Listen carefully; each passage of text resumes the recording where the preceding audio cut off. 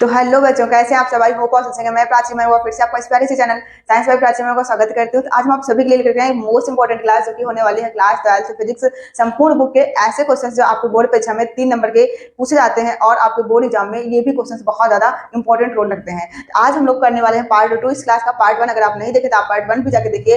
ऐसे क्वेश्चन हम उठाए हैं जो पिछले साल में 2-3 साल में पूछे भी हुए हैं, रिपीटेड क्वेश्चन है, आपको बोर्ड परीक्षा 2025 में भी रिपीट हो सकते हैं।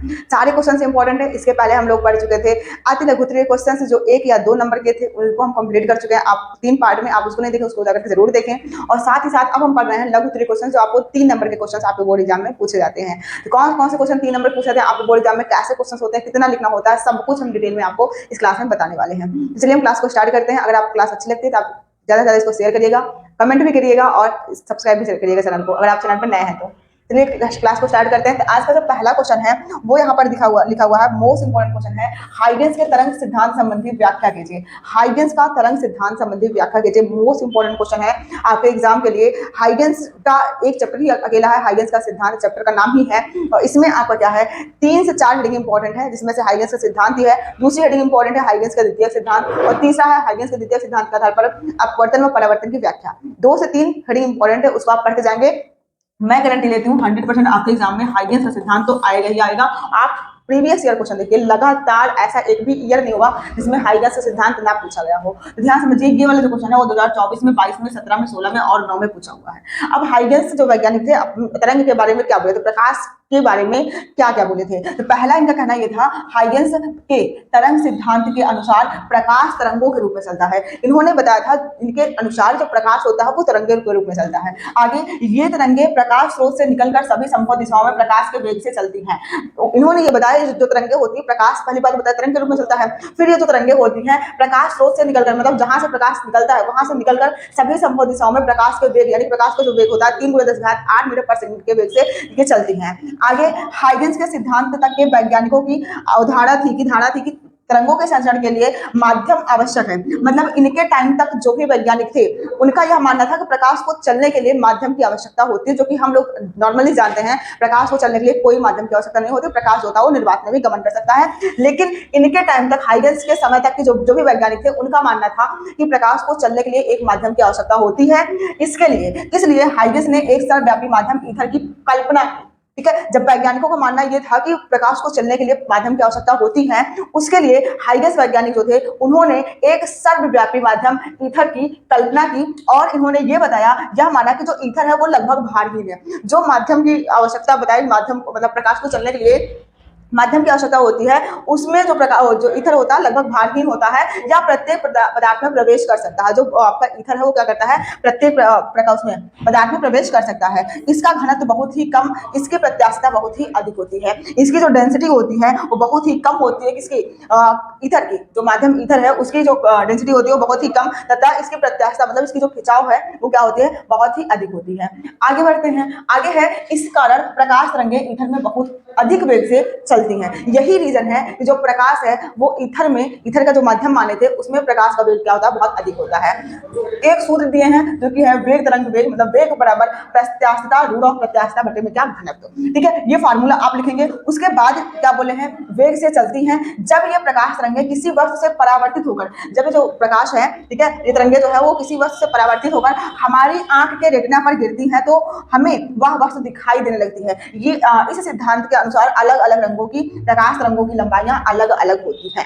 ये आपको इतना सेम लिखना है किसके बारे में, हाइगेंस के तरंगे के सिद्धांत के बारे में। अगर आपको एग्जाम में पूछा था तो 3 नंबर का क्वेश्चन है, आपको इतना, जितना हम आपको भी बताया इतना आपको लिख करके आना है, आप पूरा 3 नंबर पा जाएंगे। तो चलिए आप क्वेश्चन को नोट कर ले, हम हट जा रहे हैं, उसके आगे हम अगले क्वेश्चन बढ़ते हैं। तो चलिए हम अगले क्वेश्चन में बैठते हैं। जो अगला क्वेश्चन है आज का वो भी बहुत ज्यादा इंपॉर्टेंट क्वेश्चन है, वो है आपके सामने।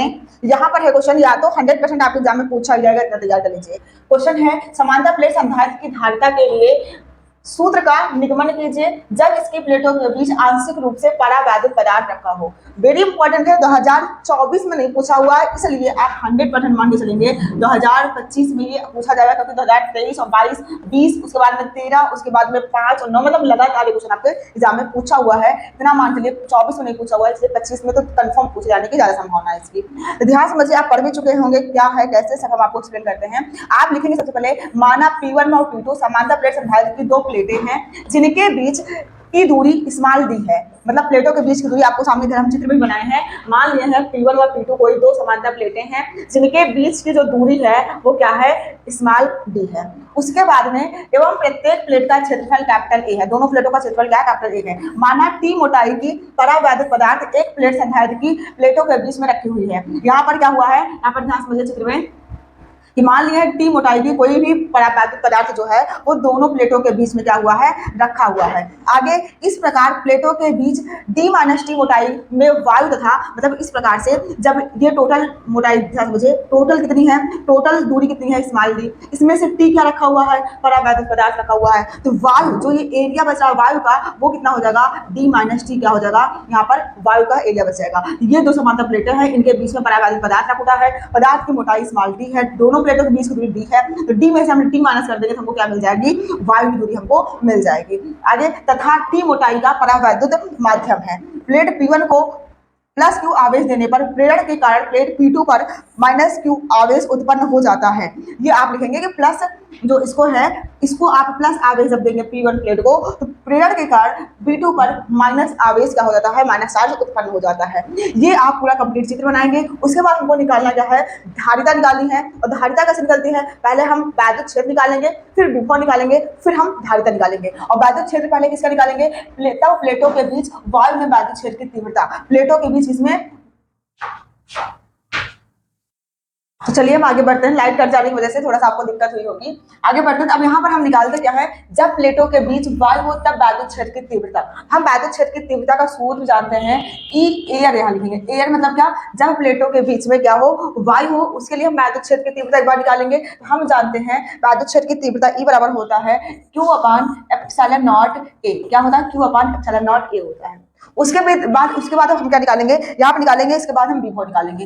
तब जो विभव होगा, विभव जो होता है, हम विभव V बराबर जानते हैं E इंटू आर होता है। क्या होता है, E इंटू आर होता है। ये किसके लिए, एयर के लिए, यानी कि वायु के लिए। यहाँ भी हम क्या कर देंगे, एयर के लिए कर देंगे। यहाँ से V एयर इक्वल टू हो जाएगा, एयर इक्वल टू E की वैल्यू यहाँ उठा के यहाँ रख देंगे, तो Q upon epsilon not a. और R क्या है, एयर के लिए बात हो रही है, और एयर के लिए अभी बताए थे क्या हो जाएगा, D में से हम T माइनस कर देंगे तो वो क्या मिल जाएगा, वायु के लिए यहाँ पर बीच की दूरी हमको मिल जाएगी। तो यहाँ पर एयर के लिए बीच की दूरी क्या हो जाएगी, D माइनस टी हो जाएगी। ये इतना। अब ये तो बात हो गई किसके लिए, एयर के लिए। क्वेश्चन नंबर इसको हम फर्स्ट मान लेते हैं। उसके बाद हम क्या निकालेंगे, जब प्लेटों के बीच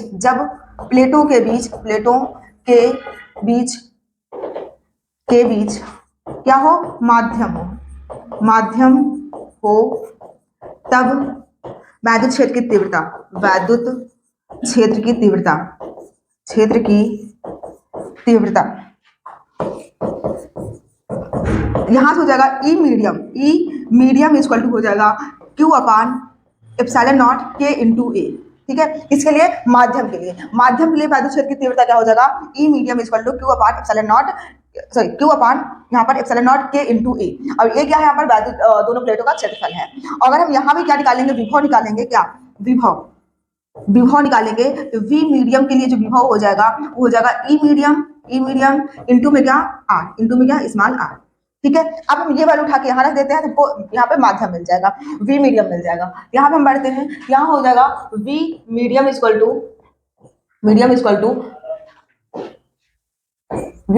टू हमको यहाँ से मिल जाएगा, एक सेकंड, V मीडियम। E की वैल्यू कितनी है, E की वैल्यू है Q upon epsilon not a, और यहाँ पर क्या, K है। उसके बाद में यहाँ पर हम R की वैल्यू क्या रखेंगे, स्मॉल r की वैल्यू है ना, यहाँ पर हम स्मॉल r की वैल्यू क्या रखेंगे, R के लिए माध्यम के लिए, माध्यम के लिए क्या है, माध्यम की दूरी क्या है, स्मॉल t है। यहाँ पर हम माध्यम के बीच की दूरी क्या रख देंगे, स्मॉल t रख देंगे। ठीक है, अब हम एक बार क्या निकाले, विभव निकालिए किसके लिए, माध्यम के लिए। एक बार विभव किसके लिए निकालिए, हवा के लिए। अब हम क्या करते हैं, दोनों विभव को जोड़ देते हैं, लिखते हैं कुल विभव। क्या लिखते हैं, कुल विभव। कुल विभव। अगर हम कुल विभव निकालेंगे तो V इक्वल टू लिखेंगे V मीडियम, V एयर, यानी कि पहले एयर कर लेते हैं, V air plus V medium, V air plus V medium. तो V एयर की यहाँ पे V टोटल हम निकाल रहे हैं, तो V एयर कितना आया था, V एयर आया था Q upon epsilon not A, और यहाँ पर आया था D माइनस T। उसके बाद में प्लस ये क्या आया था, ये आया था, ये ऊपर लिखा हुआ है Q upon epsilon not A into के, और यहाँ पर क्या इंटू में T। ये हमको मिल गया क्या, कुल हमको मिल गया विभव। तो उसके आगे हम क्या करते हैं, यहाँ पे कॉमन है, कॉमन क्या है, V इक्वल टू कॉमन है Q upon epsilon not A common है, बचेगा क्या, बचेगा यहाँ पे D माइनस T, और प्लस में क्या यहाँ बचेगा T अपान K, क्या T अपान K यहाँ पर बच जाएगा, ठीक है, ये T अपान में क्या K यहाँ पे आपका क्या हो जाएगा, बच जाएगा, ठीक। ये अब हम जानते हैं हमको निकालना क्या है, धारिता। हम निकालते हैं यहाँ पे धारिता, धारिता प्लेटों के बीच क्या धारिता, धारिता C बराबर हम जानते हैं क्या होता है, Q अपान V होता है, क्या होता है Q अपान V। अब V की वैल्यू समीकरण नंबर 1 से 2 बनेगा, समीकरण नंबर 2 से यहाँ पर रख देते हैं, यहाँ लिखते हैं समीकरण 2 का मान समीकरण 1 में रखने पर, समीकरण किसका 2 का मान, 2 का मान कहाँ पर रखने पर, समीकरण 1 में रखने पर, समीकरण 1 में, समीकरण इसको 3 मान लेते हैं, 3 में रखने पर, 3 में रखने पर समीकरण 3 में वैल्यू रखेंगे हम V की, हमको यहाँ से मिल जाएगा धारिता C इक्वल टू, यहाँ हमको मिलेगा Q अपान मिल जाएगा हमको, यहाँ से हमको मिल जाएगा Q अपान, और यहाँ पर ये पूरी वैल्यू V की वैल्यू हम रख देते हैं, तो V की वैल्यू रखेंगे तो यहाँ से हमको मिलेगा एप्सिलॉन नॉट A, और यहाँ पर क्या मिलेगा in bracket D minus T plus यहाँ पर क्या T अपान K, ये हमको मिल जाएगा। यहाँ से Q क्या हो जाएगा, कैंसिल आउट हो जाएगा, बचेगा क्या C इक्वल टू, ये ऊपर चला जाएगा एप्सिलॉन नॉट A, तो एप्सिलॉन नॉट A अपान में क्या बचेगा यहाँ पे D माइनस T, क्या D माइनस T, उसके बाद में क्या बचेगा यहाँ पे प्लस में T अपान K, ये बच जाएगा। यही हमारा क्या हो गया, जब प्लेटों के बीच आंशिक रूप से पराबैद्युत पदार्थ भरा होगा तब प्लेटों के बीच संधारित्र की धारिता का ये हमको सूत्र मिल जाएगा। तो आप इतना करेंगे चित्र बनाने के बाद, दिखने के बाद, आपको तब जाकर के यहाँ पे मिलेगा कितने नंबर, 3 नंबर आपको कंप्लीट मिल जाएगा। तो आप इसको नोट कर ले, फिर हम अगले क्वेश्चन पे बढ़ जाते हैं। तो चलिए हम अगले क्वेश्चन बढ़ते हैं, और आज का जो अगला क्वेश्चन है वो बहुत ज्यादा इंपॉर्टेंट क्वेश्चन है, 2019 में, 2018 में, 16 में ये क्वेश्चन पूछा हुआ है। क्वेश्चन है, ध्यान समझिए, यहाँ पर है सिद्ध कीजिए कि, क्वेश्चन है आपका, सिद्ध कीजिए कि कूलाम स्क्वायर प्रति न्यूटन मीटर तथा न्यूटन मीटर स्क्वायर तथा फैराड प्रति मीटर स्क्वायर एक ही भौतिक राशि के मात्रक हैं, ये हमको सिद्ध करना है। क्वेश्चन हम फिर से पढ़ दे रहे हैं, और क्वेश्चन जो है वो है कूलाम प्रति, यहाँ पर क्या है कूलाम स्क्वायर प्रति न्यूटन मीटर स्क्वायर,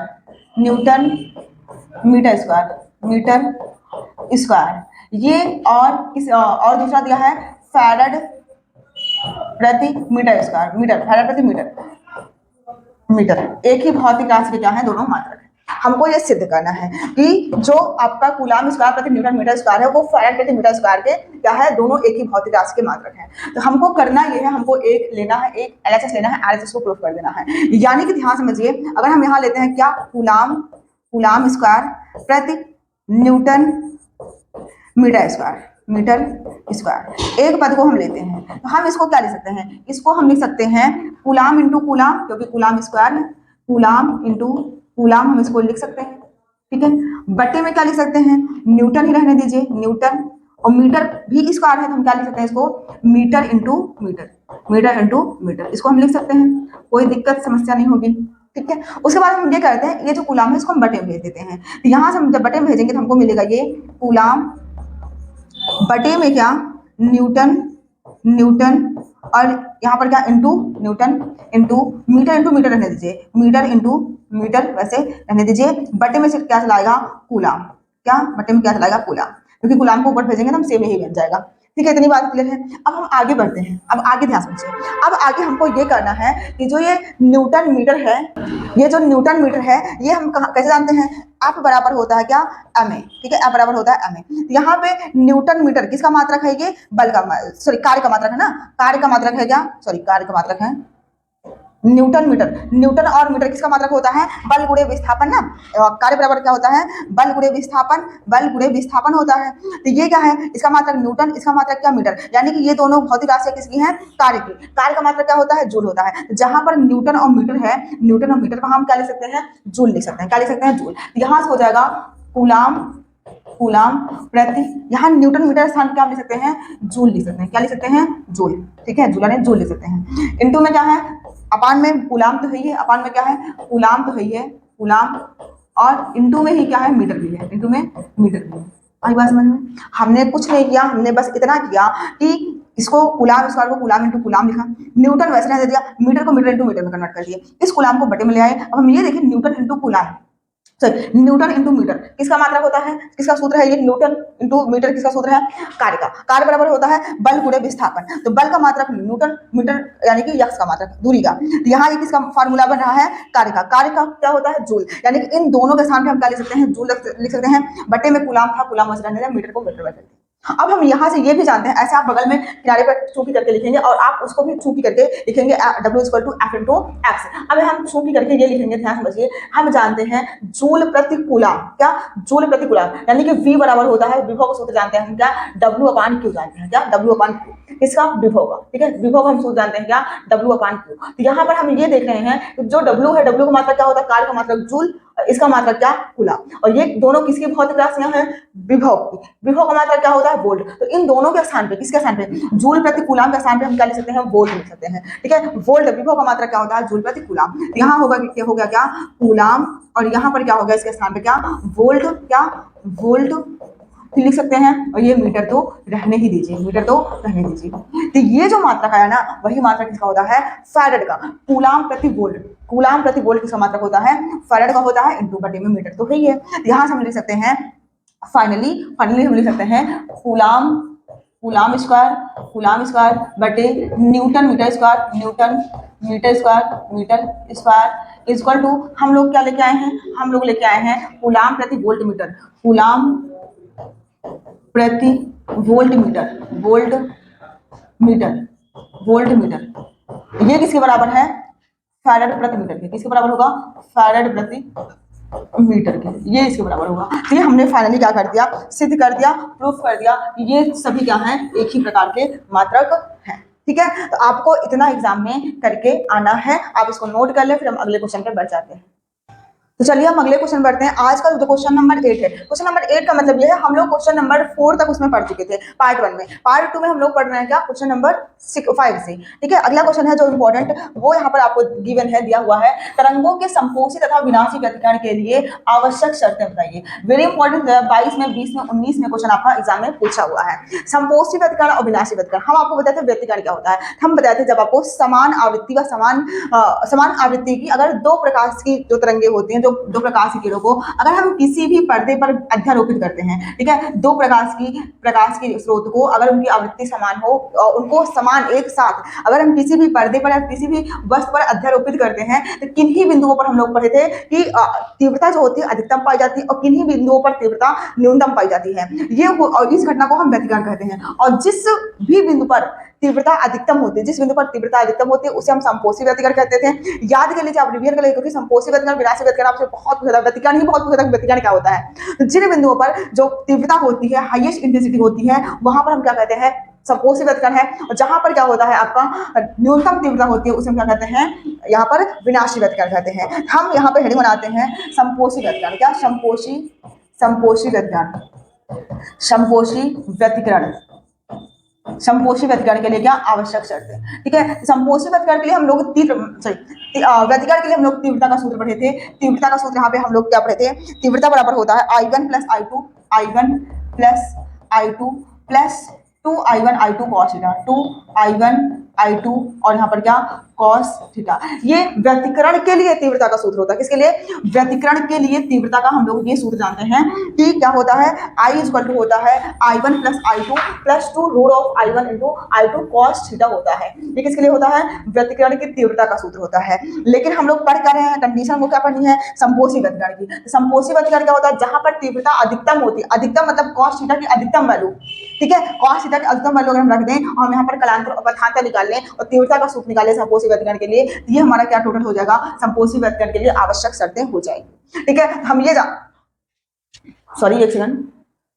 तो हम ये जानते हैं कि आई मैक्सिमम किसके लिए, यहाँ पर आई मैक्सिमम जब निकालेंगे संपोषी व्यतिकरण के लिए हम क्या निकालेंगे, आई मैक्सिमम, यानी कि थीटा की cos थीटा की अधिकतम वैल्यू। हम ये जानते हैं आई मैक्सिमम के लिए जो cos थीटा होगा, cos थीटा इसकी क्या चाहिए हमको, मैक्सिमम वैल्यू चाहिए। क्या चाहिए, मैक्सिमम वैल्यू चाहिए। और cos थीटा की मैक्सिमम वैल्यू क्या होती है, प्लस का 1 होती है। क्या होती है, प्लस का 1 होती है। और हमको cos फाई की जो थीटा है उसकी अधिकतम वैल्यू मिलेगी किस किस पोजीशन पर, तो थीटा की जो अधिकतम वैल्यू मिलेगी यहाँ पे cos थीटा या फिर cos फाई होता है, cos थीटा की अधिकतम वैल्यू कहाँ पे मिलेगा, तो आपको पता होना चाहिए 0 पर मिलेगा, उसके बाद में 2 पाई पर मिलेगा, उसके बाद में 4 पाई पर मिलेगा, उसके बाद में 6 पाई पर, ऐसे डॉट डॉट करके हमको cos की अधिकतम वैल्यू इस पोजीशन पर मिलती हुई जाएगी संपोषी व्यतिकरण के लिए। उसके बाद ध्यान समझिए, अब हम यहाँ पर अगर हम इसके लिए फार्मूला निकालें किसका, कलांतर का, ये क्या है, कलांतर, ठीक है, कलांतर है ये, ठीक है, कलांतर में अगर हम 0 रखेंगे यहाँ पर तो अधिकतम वैल्यू मिलेगी, 2 पाई रखेंगे तब भी हमको अधिकतम वैल्यू मिलेगी। मतलब आई मैक्स के लिए हमको क्या चाहिए, कलांतर चाहिए। तो हम क्या लिखेंगे, phi equal to cos theta का स्थान पे क्या रखेंगे, 0 रखेंगे, 2 पाई रखेंगे, 4 पाई रखेंगे, 6 पाई रखेंगे, तो हमको क्या मिलेगा, संपोषी व्यतिकरण के लिए कलांतर का सूत्र मिलेगा। यहाँ से इसका जो सामान्य सूत्र बन जाएगा कलांतर का जो सामान्य सूत्र बन जाएगा वो बन जाएगा फाई इक्वल टू 2m पाई, क्या 2m पाई, इसका बन जाएगा ये संपोषी व्यतिकरण के लिए कलांतर का सूत्र। जहां पर जो m है वो हो जाएगा आपका 0, क्या हो जाएगा 0, 1, 2, 3, डॉट डॉट डॉट। फिर से समझिए हमने क्या किया, संपोषी व्यतिकरण के लिए व्यतिकरण के लिए केवल तीव्रता का सूत्र यह होता है। संपोषी व्यतिकरण क्या होता है, जहां पर तीव्रता अधिकतम मिलती है, अधिकतम तीव्रता के लिए हमको क्या करना पड़ेगा, cos फाई की cos थीटा की हमको अधिकतम वैल्यू चाहिए। यहाँ पर हम क्या लिखेंगे, cos थीटा, यहाँ पर cos theta equal to maximum, और मैक्सिमम वैल्यू क्या होती है, cos की +1 होती है। और +1 हमको कहाँ मिलेगा, कलांतर के लिए हमको प्लस वैल्यू कहाँ में मिलेगी, तो थीटा का स्थान पे 0 पर मिल जाएगी, 0 रखेंगे तो हमको +1 मिलेगा, 2 पाई रखेंगे तब भी हमको मिलेगा, 4 पाई रखेंगे तब भी हमको मिलेगा, 6 पाई रखेंगे तब भी हमको मिलेगा। तो इसको देखते हुए जो कलांतर का सामान्य सूत्र बनाया गया संपोषी व्यतिकरण के लिए, कलांतर का जो सामान्य सूत्र बनाया गया वो बना गया है कलांतर कलांतर को 5 लिखते हैं, 5 इक्वल टू यहाँ पे 2m पाई। अब यहाँ पर m के स्थान पे अगर हम 0 रखेंगे तो हमको ये मिलेगा 0, अगर हम 2 रखेंगे कलांतर के स्थान पे अगर हम 1 रखेंगे, m के स्थान पे 1 रखेंगे हमको मिलेगा क्या, 2 पाई। अगर यहीं पे हम 2 रखेंगे तो हमको क्या मिलेगा, 4 पाई। 3 रखेंगे तो क्या मिलेगा, 6 पाई मिलेगा। ये हुआ क्या, कलांतर का सूत्र किसके लिए, संपोषी व्यतिकरण के लिए। अब हम बात करते हैं विनाशी व्यतिकरण के लिए, किसके, विनाशी इसका पथांतर, किसका, संपोषी व्यतिकरण का पथांतर, ठीक है। अगर हम पथांतर की बात करते हैं, हम ये जानते हैं कलांतर पथांतर में एक रिलेशन होता है, जिसमें कलांतर और पथांतर, तो कलांतर बराबर होता है कलांतर पथांतर में एक रिलेशन होता है। और हम जानते हैं जो पथांतर बराबर होता है, क्या, पथांतर,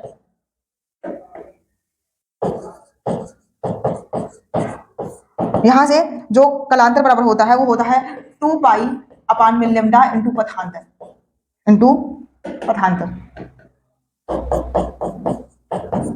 ये होता है, ठीक है। कलांतर बराबर क्या होता है, 2 पाई इंटू लेम्डा अपान में पथांतर, ये होता है। तो अगर ध्यान समझिए, अगर हम यहाँ पर पथांतर, कहाँ पर, कलांतर के स्थान पे अगर हम 0 रख देंगे तो हमको जो मिलेगा, तो यहाँ से हमको निकालना क्या, हमको पथांतर निकालना है। तो पथांतर बराबर जो हो जाएगा, क्या, पथांतर बराबर, क्या समझे, पथांतर बराबर हो जाएगा, जो पथ का अंतर हो जाएगा वो लेम्डा अपान 2 पाई और इंटू में क्या हो जाएगा, कलांतर, ये हो जाएगा क्या, पथांतर का सूत्र। तो ध्यान समझिए, अगर हम यहीं पर कलांतर के स्थान पे 0 रख देंगे, क्या, ध्यान समझिए, अगर हम कलांतर के स्थान पे 0 रख देंगे हमको पथांतर क्या मिलेगा, 0 मिलेगा, ठीक है। अगर हम यहीं कहाँ पर कलांतर के स्थान पे 2 पाई रख देंगे, क्या, 2 पाई, तो 2 पाई से 2 पाई कैंसिल हो जाएगा, तो हमको पथांतर क्या मिलेगा, लेम्डा मिलेगा। अगर हम यहीं कहाँ पर, यहीं पर कलांतर के स्थान पे 4 पाई रख देंगे, क्या, 4 पाई रख देंगे, यहाँ पर ध्यान समझिए, अगर हम लेम्डा अपान 2 पाई है, यहीं पर हम क्या, कलांतर के स्थान पे 4 पाई रख देंगे, जैसे हम कलांतर जानते हैं ना, कलांतर ये निकल गया है, 4 पाई रख देंगे, यहाँ पाई से पाई कैंसिल हो जाएगा, बनेगा क्या, यहाँ पे 2 लेम्डा बनेगा, क्या बनेगा, 2 लेम्डा बनेगा। तो ऐसे डाट डाट डाट क्या बनता जाएगा, आपका पथांतर बनता चला जाएगा, किसके लिए, संपोषी व्यतिकरण के लिए।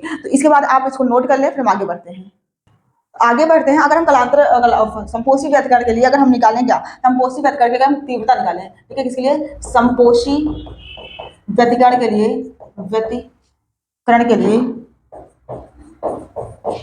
लिए तीव्रता, जो कि सवाल इससे बहुत ज्यादा पूछा जाता है, तीव्रता, संपोषी व्यतिकरण के लिए अगर हम तीव्रता का सूत्र देखें, हम ये जानते हैं कि I बराबर होता है, व्यतिकरण के लिए सूत्र होता है जो I बराबर I1 plus I2 plus 2 root of I1 I2, ये होता है, ठीक है। इसके लिए संपोषी व्यतिकरण के लिए ये तीव्रता का सूत्र हो जाएगा, किसके लिए, संपोषी व्यतिकरण के लिए। क्यों, क्योंकि यहाँ पर होता है क्या, cos थीटा होता है, और थीटा की वैल्यू हम क्या रख देंगे 0 रखेंगे, और थीटा की वैल्यू 0 रखेंगे, क्या रखेंगे 0, और 0 रखेंगे तो आएगा कितना 1 आएगा, यानी कि ये तो 1 ही हो जाएगा। ये हमको मिलेगा I equal to I1 plus I2 plus 2I1 I2 2I1 I2।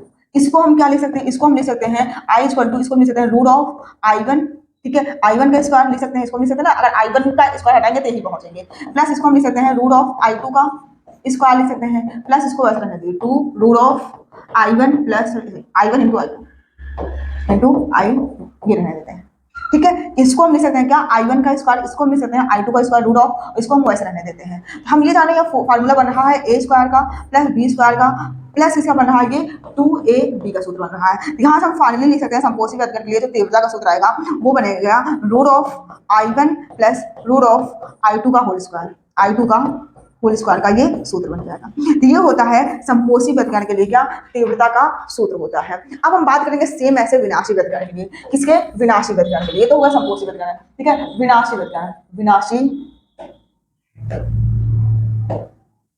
विनाशी व्यंजक, विनाशी व्यतिकरण, व्यतिकरण, ठीक है। विनाशी व्यतिकरण के लिए बात करेंगे, तो विनाशी व्यतिकरण के लिए भी सूत्र क्या रखेंगे, यहाँ पर हम रखेंगे I इक्वल टू वही I1 plus I2 plus 2 root of I1 और क्या I2 कॉस, और यहाँ पर क्या फाई या फिर कॉस थीटा, ठीक है, कॉस फाई या फिर कॉस थीटा। अब यहाँ पर हमको क्या चाहिए, I मिनिमम चाहिए। क्यों मिनिमम चाहिए, क्योंकि हम ये जानते हैं विनाशी व्यतिकरण वो व्यतिकरण होता है जहाँ पर तीव्रता होती है वो न्यूनतम प्राप्त होती है। यहाँ पर हमको क्या चाहिए, I मिनिमम चाहिए, यानी कि कॉस की क्या चाहिए न्यूनतम वैल्यू चाहिए, क्या चाहिए कॉस की न्यूनतम वैल्यू चाहिए, और कॉस की न्यूनतम वैल्यू हमको कहाँ पर मिलेगी, तो कॉस की जो न्यूनतम वैल्यू मिलेगी हमको वो मिलेगी कहाँ पर -1 पर, क्या कॉस -1 पर हमको क्या मिलेगी, यहाँ पे न्यूनतम वैल्यू हमको मिलेगी। यानी कि हम यहाँ पर क्या लिख सकते हैं, यहाँ पर हम लिख सकते हैं जो कलांतर होगा, क्या होगा कलांतर, कलांतर वो क्या क्या रखेंगे हम, अगर हम कलांतर के स्थान पे पाई रख दें, उसके बाद में 3 पाई रख दें, उसके बाद में 5 पाई रख दें, उसके बाद में 7 पाई रख दें, क्या 7 पाई डॉट डॉट डॉट, तो हमको क्या मिलता जाएगा कॉस की न्यूनतम वैल्यू -1 के फॉर्म में ये हमको मिलती जाएगी, ठीक है। अब हम तो ये कलांतर निकाले, अब ये कलांतर का अगर हम सामान्य सूत्र लिखें, ये तो आ गया क्या कलांतर, क्या गया कलांतर, ठीक है, ये कलांतर हो गया, किसके लिए विनाशी व्यतिकरण के लिए। अगर हम कलांतर का सामान्य सूत्र लिखें तो कलांतर बराबर हो जाएगा, कलांतर बराबर ये हो जाएगा आपका 2m - 1 2m - 1, और यहाँ से हो जाएगा क्या पाई, ये क्या हो जाएगा कलांतर, और जहाँ यम बराबर 1, 2, 3, डॉट डॉट डॉट, ये क्या आया विनाशी व्यतिकरण के लिए किसका सूत्र आया, कलांतर का सूत्र आ गया, ठीक है।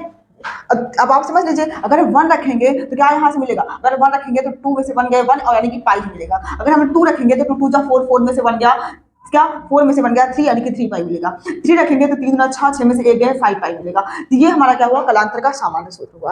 अब अगर हम पथांतर देखते हैं, इसीलिए क्या देखते हैं हम पथांतर देखते हैं, ठीक है। तो पथांतर यहाँ से हो जाएगा, पथांतर जो हो जाएगा वो हो जाएगा ये λ/2 comma 3 λ/2 3 λ/2 comma 5 λ/2 5 λ/2 dot dot dot. क्यों, जैसे भी हम आपको बताया ना कलांतर पथांतर में संबंध, कलांतर पथांतर में संबंध में वही कलांतर का स्थान पर अगर आप पाई रखोगे तो आपको ये मिलेगा, अगर 3 पाई रखोगे तो आपको ये मिलेगा, 5 पाई रखोगे तो आपको ये मिलेगा। जैसे भी बताया था हम आपको कलांतर और पथांतर में संबंध, यही फार्मूले में अगर हम आप विनाशी व्यतिकरण के लिए पाई रखते हैं तो आपको सूत्र किसका मिलेगा, यहाँ पे ये मिलेगा। अगर आप क्या रखते हैं 3 पाई रखते हैं तो ये मिलेगा, 5 पाई रखते हैं तो आपको ये मिलेगा, यानी कि पथांतर का ये आपका सूत्र आ जाएगा जो आपको सामने लिखा हुआ है। यहाँ से पथांतर का जो सामान्य सूत्र मिलेगा, पथांतर का जो सामान्य सूत्र मिलेगा वो मिलेगा m-1/2 और इंटू में क्या है यहाँ पे लेमडा। ये हमको क्या मिलेगा पथांतर का सामान्य सूत्र किसके लिए, विनाशी व्यतिकरण के लिए, ठीक है। अगर ये आप λ/2 रखते हैं तो आपको ये वाला मिलेगा। उसके बाद में जो m के स्थान पे जहां m बराबर क्या हो जाएगा 1, 2, 3 डॉट डॉट डॉट। अगर आप m का स्थान पे 1 रखते हैं तो ये मिलेगा, 2 रखते हैं तो ये मिलेगा, 3 रखते हैं तो ये मिलेगा, ऐसे आपको वैल्यू सारी मिलती हुई चली जाएगी। ये हुआ पथांतर विनाशी व्यतिकरण के लिए पथांतर का सूत्र। अब हम निकालते हैं क्या विनाशी व्यतिकरण के लिए तीव्रता, क्या विनाशी व्यतिकरण के लिए हम तीव्रता निकालें। हमारे पास यहाँ पर स्पेस नहीं है, हम स्पेस पेज ले लेते हैं। तो क्या लेते हैं विनाशी व्यतिकरण के लिए तीव्रता, विनाशी व्यतिकरण के लिए